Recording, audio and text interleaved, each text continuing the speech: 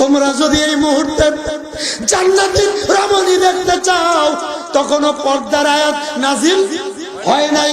তোমরা যদি জান্নাতি মানুষ দেখতে যাও, শুনতে চাও, আমার এই মায়ের কথা শোনো, মায়ের দিকে চাও, বাচ্চার দিকে চাও।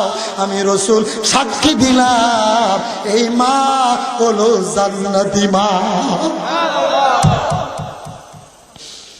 जन्नत दो ज़ोक से याराम क्या करे, जन्नत दो ज़ोक से याराम क्या करे, आरज़ू है मैं तुझे देखा करे।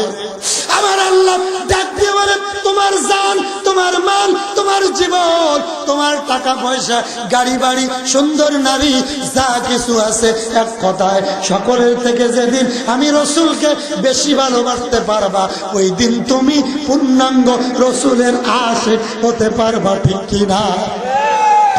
আমার আল্লাহ এই জন্য বলছেন, হাল্লাদুল্লুকুম আলা তিজারাতিন তুমজিকুম মিন আযাবিন আলিম।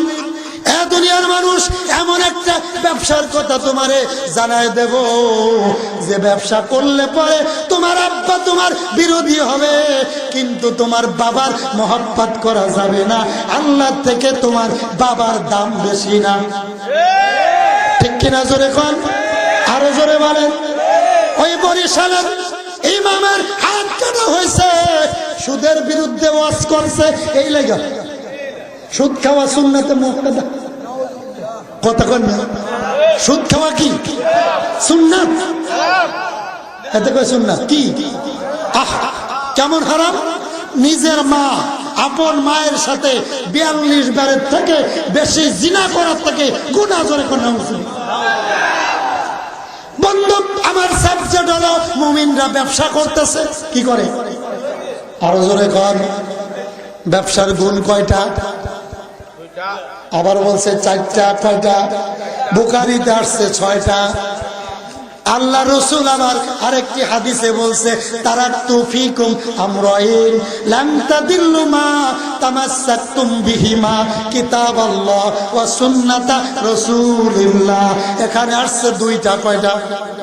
আল্লাহ রাসূল বলেছেন, ও দুনিয়ার মানুষ, তোমরা যদি 2টি জিনিস আঁকড়ে ধরতে পারো, এই 2টা জিনিস আঁকড়ে ধরে যদি ব্যবসা করতে পারো, কয়টা? জোরে কথা কেন? 1 নম্বরে তারাকতু ফীকুম আমরাইন লান তাদিল্লু মা, তোমরা কোনোদিন পথভ্রষ্ট হবে না। কি হবে না? তোমরা যদি 2টা জিনিস আঁকড়ে ধরতে পারো, কোনোদিন পথভ্রষ্ট, ধ্বংস, গজব।